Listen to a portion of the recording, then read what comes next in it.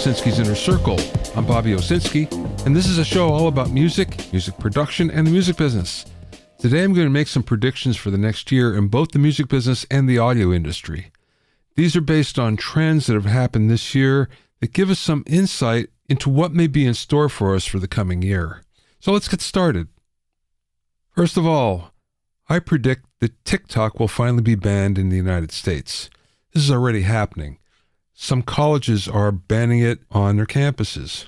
The U.S. government will not allow TikTok on government phones. The reason is that the Chinese government is collecting info on U.S. citizens, and even though there may be so much data that they can never use it, that does freak out security experts. But I think another factor is the damage that it causes teenage users who try challenges that maybe they're not up to, or see an image of beauty that they can never attain. So things like that can damage the psyche of a teenager, and we've already seen a lot of suicides because of this. So there are several bills that are in Congress that are intent on banning TikTok in the United States. I think this finally may come to pass. That being said, TikTok usage is actually down. Both the usage and the downloads. They peaked a couple of years ago, and now they're about 60% from their peak. The same thing with other platforms that are trying to imitate TikTok. And when it comes to music, the top 3 videos this year had nothing to do with music. What has been found is if you do happen to get a big music hit on TikTok, the demand for your other songs drops by 99%. So maybe there's too much worry about a fading platform. My next prediction is that there will be a new social network that will pop up, and that's regardless of whether TikTok is banned or not. All social networks have a timeline. They have a cycle, and we're starting to see many of them go on the downward end of the cycle. Facebook, Instagram, TikTok, Twitter for sure. So it's time for something new. And it will come from the underground. It's not something that people will talk about initially. It will just suddenly have a lot of people on it, and that will drive more people to it. And I think we'll see this in the coming year. Artists are going to spend a lot less time on social media this year. We've already seen a big backlash happen in the last year. And the reason why is record labels would say, you have to do this. You have to be on Facebook. You have to be on Twitter, on Instagram, on TikTok every day. That becomes too much work for an artist. Besides creating, which is difficult enough, trying to do your own marketing is really difficult. And this used to be the domain of the record label anyway. So now we're starting to see a big pushback. And I think what you'll see is a lot less posting from not only superstars, but stars and just regular musicians and artists and bands. Now, actually, all this follows a trend. And the trend is that consumers in general are tired of social media. The reason why is they're tired of engaging, and really what they're looking for is entertainment, which is one of the reasons why TikTok really rose to prominence and YouTube is still there. It's because you can be entertained without having to interact, and consumers really like that, so you're going to see more of that in the coming year. All this is because the attention economy has peaked. What's the attention economy? Well, it basically means how much time in the day do you have to spend on social media, on streaming videos, podcasts, whatever it may be. We only have 24 hours in the day. Most of us are already spent. So what we're starting to see is people are shedding streaming platforms. They're shedding subscriptions because they don't have that much time, or they want some of the time back in order to do some other things. So this is also going to hurt streaming services, social networks. Everything that happens online, you're going to see less of it this year, and you're probably going to interact less than you ever have this year. However, subscriptions to your favorite music distributor like Spotify or Apple Music, those are not going to go down, and it's basically because of something called the lipstick effect.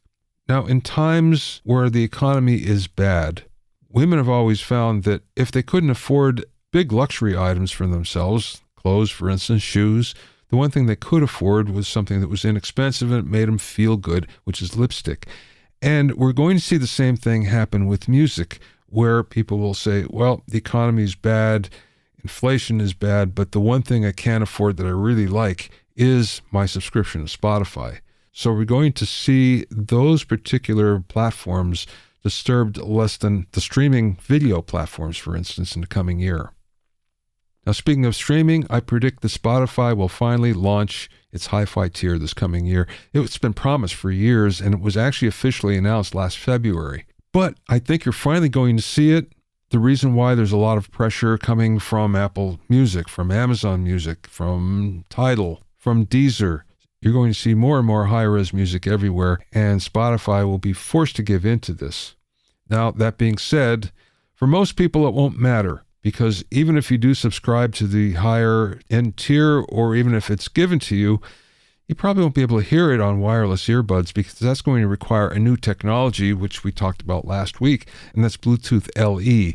So you need specially equipped earbuds, earphones to hear high-res music wirelessly. I don't think so many people are going to go out and re-buy something they already have. One of the things that we're going to see, and this is going to start with Spotify, is that artists are going to have to pay to have their songs on Spotify if they don't get a lot of action. So in other words, Spotify will say, look, we have a lot of songs that are taking up a lot of space and no one's listening to them. So if you want to keep them up here, then you're going to have to pay for that privilege. The reason why they want to do this is, first of all, cut their costs a little bit, storage costs. And the second thing is it's another revenue source. And it's one that they can justify by saying, look, you're not getting enough action. No one's listening. So why should we pay for you to have your music up here, which doesn't help either of us? Another thing that I predict will happen in the new year is that the term catalog will be redefined. What catalog has traditionally meant is that any song older than 18 months was called a catalog song or a catalog album, a catalog product. But the problem with that is we're seeing hit songs that are staying later and later, longer and longer. I see this when I do What Makes a Song a Hit from a Hitmakers Club, where I analyze the latest hit. And sometimes it'll be the same global hit that will be there 2 and 3 and 4 months in a row. So we're seeing fewer major hits that are happening. And what we're actually seeing is that tracks from 2 years ago are still popular. So that's redefined already what a catalog hit will be. And I think we're going to see this pushed out to 3 years. Speaking of streaming prices will go up everywhere next year. We've seen this already where Apple Music has raised their prices, but we're going to see every other streaming service do the same. There's lots of reasons they want to do this. First of all, it's better for artists and songwriters because it's a bigger pool of money that they can draw from when it comes to royalties. The next thing is that it's also going to look better for stockholders in the case of Spotify, where they need more revenue. And of course, this is a new way to beef that up a little bit. Songs are going to change in their form in the coming year. For the past few years, we've been seeing songs get shorter and shorter, and things eliminated like solos and bridges. I predict that bridges will make a comeback this year, and we'll see songs get a little longer where they'll pass the 3-minute mark, where in the past few years, most of them were below 2 minutes, especially hits we're talking about, and some are even below 2 minutes. Fake artists will continue to be a problem, however, and the biggest culprits are going to be the streaming services themselves.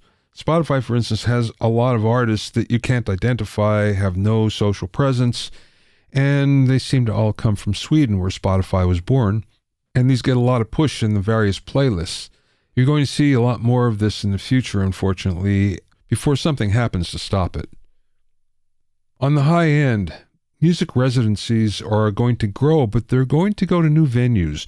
Right now, you see a lot of the legendary artists that go to Las Vegas for a residency. Maybe the only exception would be Billy Joel, who does this every year in Madison Square Garden in New York. But what we're going to see are artists taking up residencies in different areas, probably areas that are warm. Florida, for instance, Los Angeles, for instance. And the reason being, if they go to a big media hub, it's easier for people to get there, and it's almost like a vacation. So we're going to see more of this happening in the future. This is an easy one to predict, but we're going to see increasing importance of music in television and film. The difference being because of the economy, there's less production. So that means there are shows being canceled. There are shows that just don't get the green light that would have a couple years ago. So now there are fewer of them, and there's more competition. So it's going to be harder than ever to get your songs placed unless you have somebody that's helping you and unless you have some extra knowledge that you wouldn't have had otherwise. Now, that being said, I also predict that there's going to be a machine learning application that will help musicians include metadata and the right metadata on all of their submissions. And that's one of the big problems right now for musicians, and it really hurts when it comes time to get paid and sometimes even placed, because if the right metadata isn't there, music supervisors sometimes will say, oh, if I can't find who I'm supposed to pay, this is too much trouble. We'll see a new app that will figure that out for you pretty soon. I predict that we'll see the end of music genres. And the reason why is we're already starting to see songs classified by moods and vibe rather than rock, pop, R&B, hip-hop. Those tags were useful once, less so now, because listeners are becoming less faithful to a single genre. And artists also, using featured artists, are crossing over to different genres and melding different genres together. So the old genre classification is going to go away, and we're going to see it rapidly happen this year. Music NFTs were big, especially during the last couple of years, but they've hit a wall. And I think we're going to see music NFTs especially just go away in this coming year and pretty much be forgotten. A big reason is the fact that the copyright issues have not been worked out. People actually don't know what they're buying, and many times they expect one thing and get quite the opposite. So that's really stopped NFTs in their tracks, and also the fact that they're not as secure as everyone thinks. So we've already seen the action slow down there. It's going to slow down even more in the coming year. Music is going to go more global and more multilingual in the coming year. It's already happening. We see more and more Latin songs, Latin artists cross over, Bad Bunny for one. We see Korean, K-pop, BTS, really huge in the United States. So once upon a time, it used to be American artists, North American artists that were crossing over to the rest of the world. Now it's just the opposite. We're seeing music from other countries becoming hits. Part of the reason why is they've adopted some of the production techniques, so their stuff is just as hip as what we have in North America.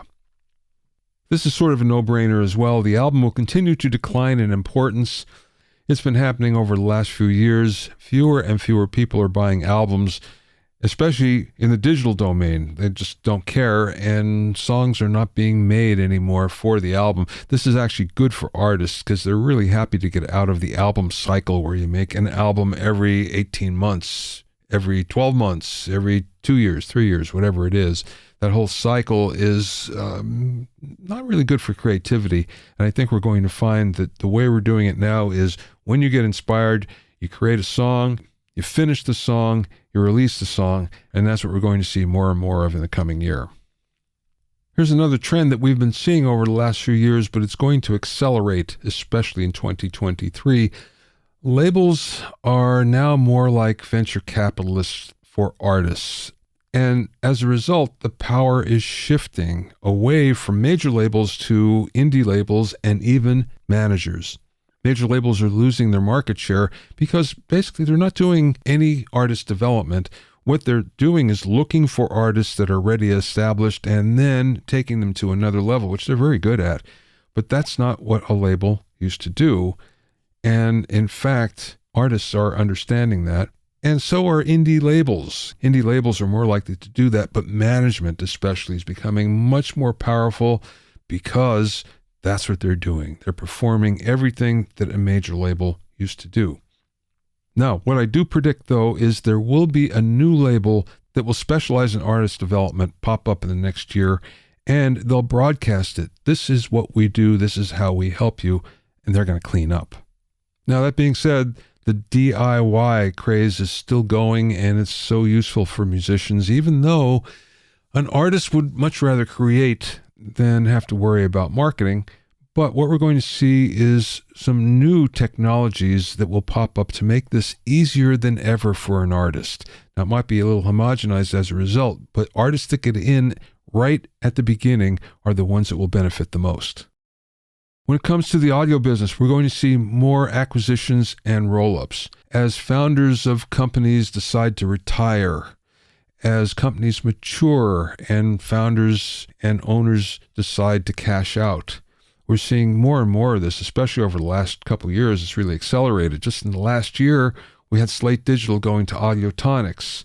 We had Sonex and Focusrite get together. We had Isotope, Plug-in Alliance, and Native Instruments all get together. So we've seen a lot of this in the past couple of years. We're going to see even more in this next year, and I predict there's going to be one major one that's going to roll up 6 or 7 companies that will surprise everyone. I think you're going to see the Atmos craze die out a little bit in 2023. We've already seen that. The beginning of 2022, there was a lot of hype around Atmos. By the end of the year, far less. There's a few reasons for this, and there's a few reasons why we're going to see less of it going forward. One is the fact that we don't see record labels doing any promotion on this. In fact, what we see is all the tech companies doing the promotion. And this is a recipe for disaster. Anytime that's happened in the past, a format has not taken off. The tech companies have put this out here for the public, and not many have really adopted it. We've seen some people try it at home, but on a limited scale, and also in headphones. But again, one of the things that's holding it back is some of the mixes are really inferior. They're inferior because record labels are paying less and less to a mixer to do it, and they're also hiring mixers that aren't particularly qualified. So as a result, Atmos is in a very strange stage. The other thing is most mixers, and especially the ones that have been doing this for a while, that the stereos sometimes sound better because there's a sort of glue that you just can't get when everything gets spread out in Atmos. So there are many cases and many genres of music, in fact, where stereo does sound better than the immersive Atmos. There will be a time for immersive audio. There will be a time for Atmos. Oh, there is already in the movie theaters, but for music, there will come a time, but that time is not going to be 2023. 2023 is going to see a lot more music made by artificial intelligence. One of the reasons for this is that we're going to see great inroads in copyrights. That's been holding it back a lot in the last couple of years because it's undecided who owns the copyright of an AI-generated song. Is it the AI? Is it the person who developed the AI? Is it the person that trained the AI? Is it, in fact, the artist who is trying to use the AI for something new and inventive? Well, none of that's really been worked out, but at least some of these questions are going to be answered in 2023, making AI music a lot more viable. Now, speaking of artificial, we're going to see a lot more augmented reality and virtual reality music in the coming year. Part of this is going to come from virtual performances, and we're going to continue to see this in games and on gaming platforms. We're also going to see it in new virtual worlds that happen, whether it be Meta or something that's put together outside of that company. But we will see it happen more and more this coming year. We're also going to see AI plugins really make bedroom hit making a possibility. Yes, it's possible right now, and it does happen to make a hit in your bedroom, but usually that's helped by a great mixer and maybe a producer and a great mastering engineer. But the AI plugins are becoming so smart that we're going to see these possibilities actually dribble down to the home studio. And we're going to see the first of that in 2023. Those are my predictions for the upcoming year. Let's see how they all turn out. Either way, it's going to be a really interesting 2023.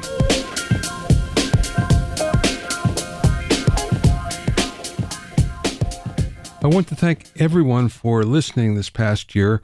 We're now past 450 episodes, and it's all because of you. If you wouldn't listen, I wouldn't do this, and we wouldn't get the great guests that we always have. So thanks very much for your support, and I hope to be worthy of it in this coming year. Thanks for listening and being in my inner circle. Remember, if you have any questions or comments, you can send them to questions@bobbyowsinski.com. Remember that you can learn all about the latest in music, audio, and production news when you sign up for my newsletter at bobbyowsinski.com.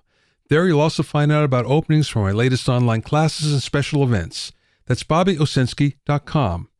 To listen to the episodes of Bobby Owsinski's Inner Circle, go to bobbyowsinski.com and select the podcast tab, or go to bobbyowinnercircle.com, or you can find it on Apple Podcasts, Amazon Music, Stitcher, Mixcloud, Google Podcasts, Spotify, Deezer, TuneIn Radio, Radio Public, and Podbean. At bobbyowsinski.com and bobbyowinnercircle.com, you'll also find a sign-up form for my newsletter and for alerts for new podcasts. This is Bobby Owsinski. I will see you next time.